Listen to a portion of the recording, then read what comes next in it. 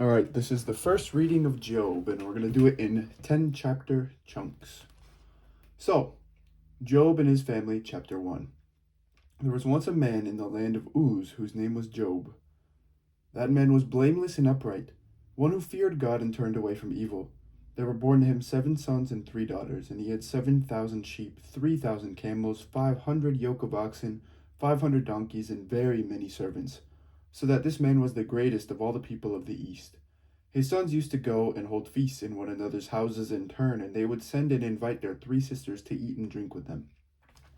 And when the feast days had run their course, Job would send and sanctify them, and he would rise early in the morning and offer burnt offerings according to the number of them all.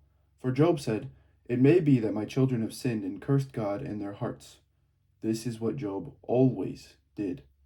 One day the heavenly beings came to present themselves before the Lord, and Satan also came among them. The Lord said to Satan, "Where have you come from?" Satan answered the Lord, "From going to and fro on the earth, and from walking up and down on it." The Lord said to Satan, "Have you considered my servant Job? There is no one like him on the earth, a blameless and upright man who fears God and turns away from evil." Then Satan answered the Lord, "Does Job fear God for nothing? Have you not put a fence around him and his house and all that he has on every side? You have blessed the work of his hands, and his possessions have increased in the land. But stretch out your hand now and touch all that he has, and he will curse you to your face." The Lord said to Satan, "Very well, all that he has is in your power, only do not stretch out your hand against him." So Satan went out from the presence of the Lord. One day, when his sons and daughters were eating and drinking wine in the eldest brother's house, a messenger came to Job and said, "The oxen were plowing, and the donkeys were feeding beside them, and the Sabeans fell on them and carried them off, and killed the servants with the edge of the sword. I alone have escaped to tell you." While they were still speaking, another came and said, "The fire of God fell from heaven and burned up the sheep and the servants and consumed them. I alone have escaped to tell you." While they were still speaking, another came and said, "The Chaldeans formed 3 columns, made a raid on the camels and carried them off, and killed the servants with the edge of the sword. I alone have escaped to tell you."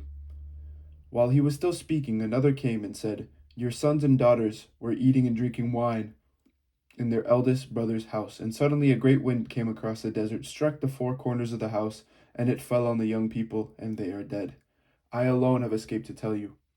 Then Job arose, tore his robe, and shaved his head, and fell on the ground and worshipped. He said, "Naked I came from my mother's womb, and naked shall I return there. The Lord gave, and the Lord has taken away.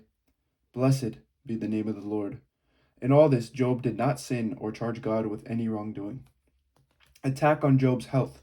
Chapter 2. One day, the heavenly beings came to present themselves before the Lord, and Satan also came among them to present himself before the Lord. The Lord said to Satan, "Where have you come from?" Satan answered the Lord, "From going to and fro on the earth, and from walking up and down on it." The Lord said to Satan, "Have you considered my servant Job? There is no one like him on the earth, a blameless and upright man who fears God and turns away from evil. He still persists in his integrity, although you incited me against him, to destroy him for no reason." Then Satan answered the Lord, "Skin for skin. All that people have they will give to save their lives. But stretch out your hand now and touch his bone and his flesh, and he will curse you to your face." The Lord said to Satan, "Very well. He is in your power. Only spare his life." So Satan went out from the presence of the Lord and inflicted loathsome sores on Job, from the sole of his foot to the crown of his head. Job took a potsherd with which to scrape himself and sat among the ashes. Then his wife said to him, "Do you still persist in your integrity? Curse God and die." But he said to her, "You speak as any foolish woman would speak. Shall we receive the good at the hand of God and not receive the bad?" In all this, Job did not sin with his lips. Now when Job's 3 friends heard of all these troubles that had come upon him, each of them set out from his home: Eliphaz the Temanite, Bildad the Shuhite, and Zophar the Nemathite. They met together to go and console and comfort him. And when they saw him from a distance, they did not recognize him, and they raised their voices and wept aloud. They tore their robes and threw dust in the air upon their heads. They sat with him on the ground for 7 days and 7 nights, and no one spoke a word to him, for they saw that his suffering was very great. Job curses the day that he was born. Chapter 3. After this, Job opened his mouth and cursed the day that day of his birth. Job said, "Let the day perish on which I was born, and the night that said, a man child is conceived. Let that day be darkness. May God above not seek it, or shine light on it. Let gloom and deep darkness claim it. Let clouds settle upon it. Let the blackness of the day terrify it. That night, let thick darkness seize it. Let it not rejoice among the days of the year. Let it not come into the number of the months. Yes, let that night be barren. Let no joyful cry be heard in it. Let those curse it who curse the sea, those who are skilled to rouse up Leviathan. Let the stars of its dawn be dark. Let it hope for light, but have none. May it not see the eyelids of the morning, because it did not shut the doors of my mother's womb and hide trouble from my eyes. Why did I not die at birth? Come forth from the womb and expire. Why were there knees to receive me, or breast for me to suck? Now I would be lying down in quiet, I would be asleep. Then I would be at rest with kings and counselors of the earth, who rebuild ruins for themselves, or with princes who have gold, who fill their houses with silver. Or why was I not buried like a stillborn child, like an infant that never sees the light? There the wicked cease from troubling, and there the weary are at rest. There the prisoners are at ease together. They do not hear the voice of the taskmaster. The small and the great are there, and the slaves are free from their masters. Why is light given to one in misery, and life to the bitter in soul, who long for death, but it does not come, and dig for it more than for hidden treasures, who rejoice exceedingly and are glad when they find the grave? Why is light given to one who cannot see the way, whom God has fenced in? For my sighing comes like my bread, and my groanings are poured out like water. Truly the thing that I fear comes upon me, and what I dread befalls me. I am not at ease, nor am I quiet. I have no rest, but trouble comes. Eliphaz speaks, Job has sinned. Chapter 4. Then Eliphaz the Temanite answered, If one ventures a word with you, will he be offended? But who can keep from speaking? See, you have instructed many, you have strengthened the weak hands. Your words have supported those who were stumbling, and you have made firm the feeble knees. But now it has come to you, and you are impatient. It touches you, and you are dismayed. Is not your fear of God your confidence, and the integrity of your ways your hope? Think now, who that was innocent ever perished? Or where were the upright cut off? As I have seen, those who plow iniquity and sow trouble reap the same. By the breath of God they perish, and by the blast of his anger they are consumed. The roar of the lion, the voice of the fierce lion, and the teeth of the young lions are broken. The strong lion perishes for lack of prey, and the whelps of the lioness are scattered.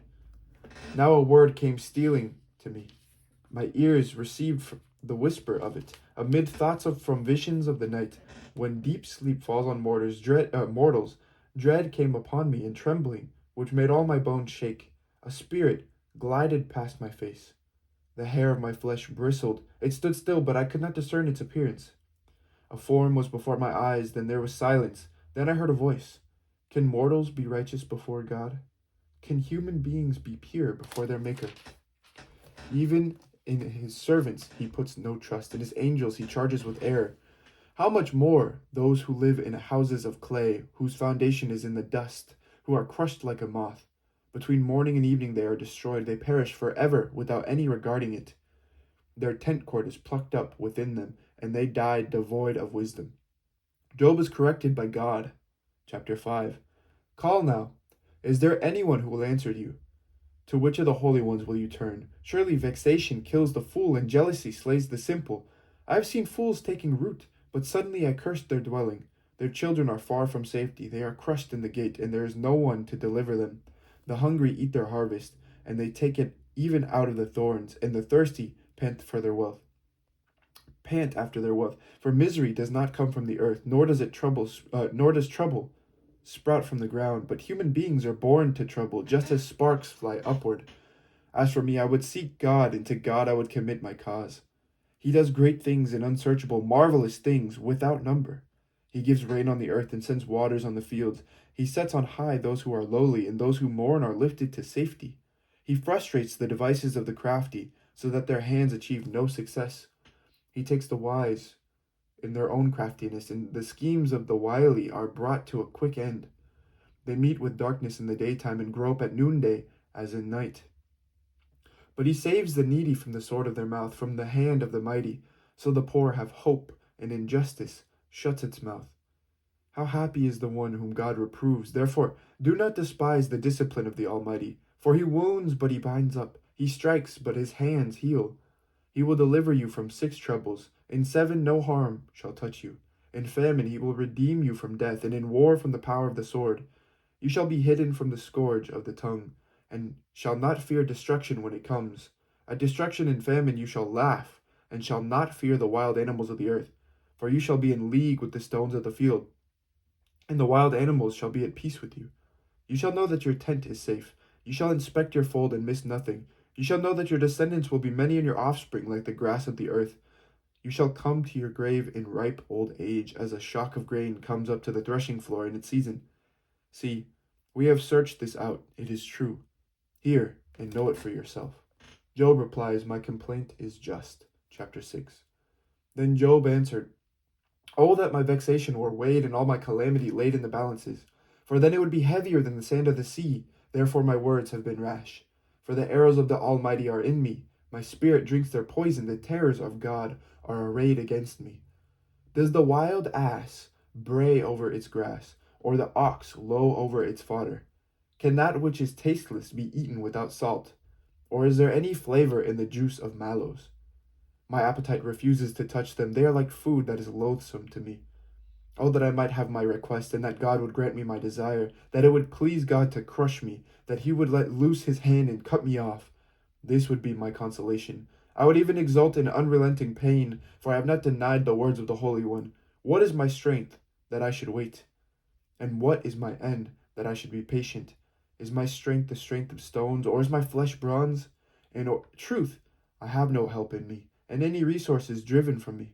Those who withhold kindness from a friend forsake the fear of the Almighty. My companions are treacherous like a torrent bed, like freshets that pass away, that run dark with ice, turbid with melting snow. In time of heat they disappear. When it is hot, they vanish from their place. The caravans turn aside from their course. They go up into the waste and perish. The caravans of Tema look. The travelers of Sheba hope. They are disappointed because they were confident. They come there and are confounded. Such you have now become to me. You see my calamity and are afraid. Have I said, make me a gift? Or from your wealth offer a bribe for me? Or save me from an opponent's hand? Or ransom me from the hands of oppressors? Teach me, and I will be silent. Make me understand how I have gone wrong. How forceful are honest words. But your reproof, what does it reprove? Do you think that you can reprove words as if the speech of the desperate were wind? You would even cast lots over the orphan and bargain over your friend. But now be pleased to look at me, for I will not lie to your face. Turn, I pray. Let no wrong be done. Turn now, my vindication is at stake. Is there any wrong on my tongue? Cannot my taste discern calamity? Job, my suffering is without end. Chapter 7. Do not human beings have a hard service on earth, and are not their days like the days of a laborer, like a slave who longs for the shadow, and like laborers who look for their wages? So I am allotted months of emptiness, and nights of misery are apportioned to me. When I lie down, I say, when shall I rise? But the night is long, and I am full of tossing until dawn. My flesh is clothed with worms and dirt, and my skin hardens, then breaks out again. My days are swifter than a weaver's shuttle, and come to their end without hope. Remember that my life is a breath. My eye will never again see good. The eye that beholds me will see me no more. While your eyes are upon me, I shall be gone. As the cloud fades and vanishes, so those who go down to Sheol do not come up. They return no more to their houses, nor do their places know them any more. Therefore, I will not restrain my mouth. I will speak in the anguish of my spirit. I will complain in the bitterness of my soul. Am I the sea or the dragon that you set a guard over me? When I say my bed will comfort me, my couch will ease my complaint, then you scare me with dreams and terrify me with visions, so that I would choose strangling and death rather than this body. I loathe my life. I would not live forever. Let me alone, for my days are a breath. What are human beings that you make so much of them, that you set your mind on them, visit them every morning, test them every moment? Will you not look away from me for a while? Let me alone until I swallow my spittle. If I sin, what do I do to you, you watcher of humanity? Why have you made me your target? Why have I become a burden to you? Why do you not pardon my transgression and take away my iniquity? For now I shall lie in the earth. You will seek me, but I shall not be.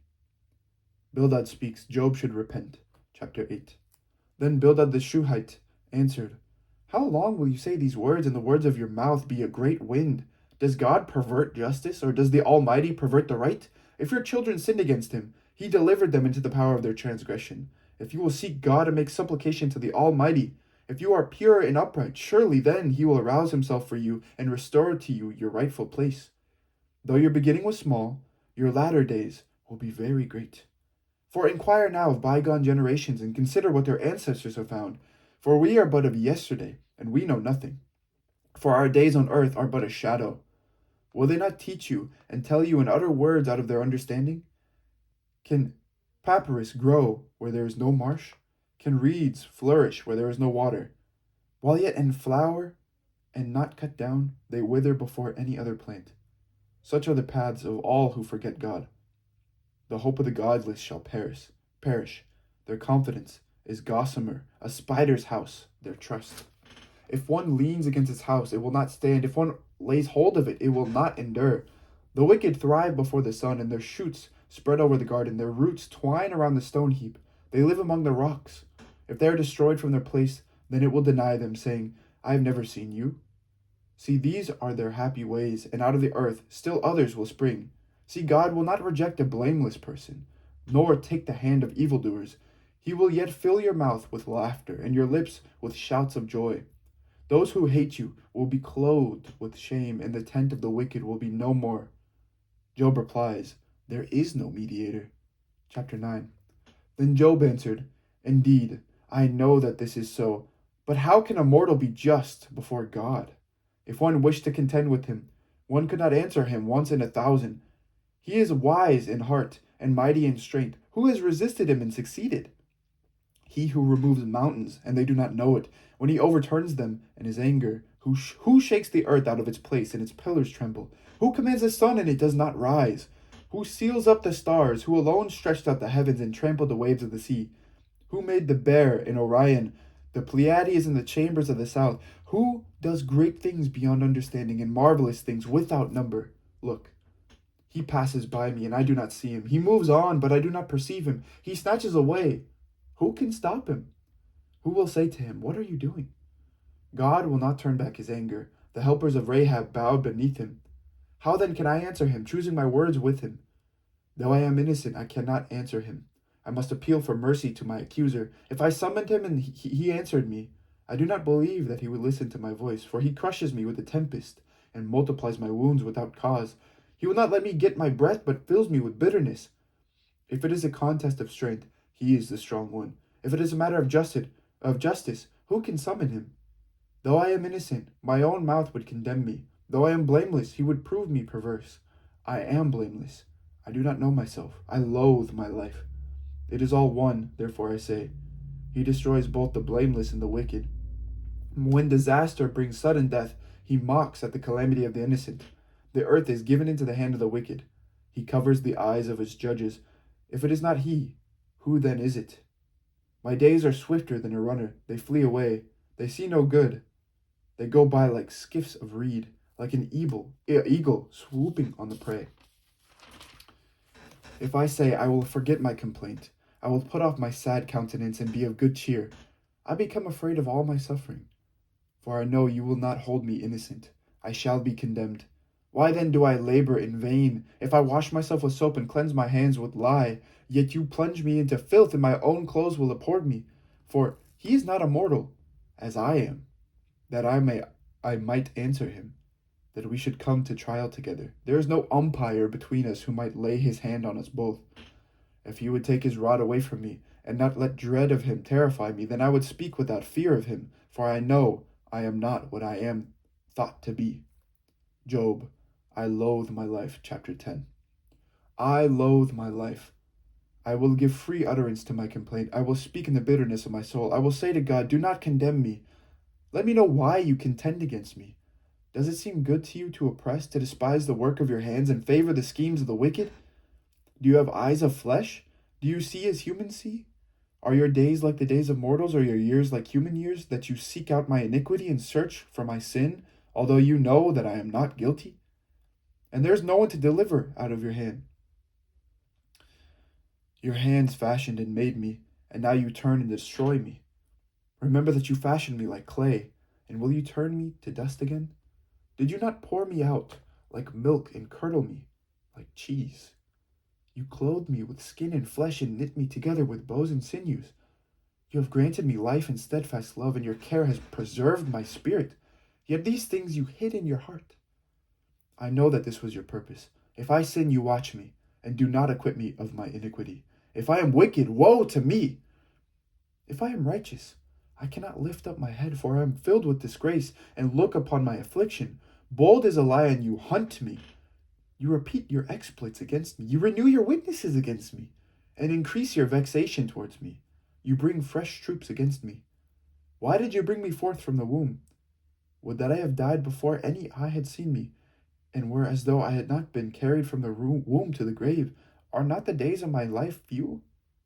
Let me alone, that I may find a little comfort, before I go, never to return to the land of gloom and deep darkness, to the land of gloom and chaos where light is like darkness. All right, that's the first 10 chapters of Job. Thank you for listening. May God bless you this day. Bye-bye. Take care.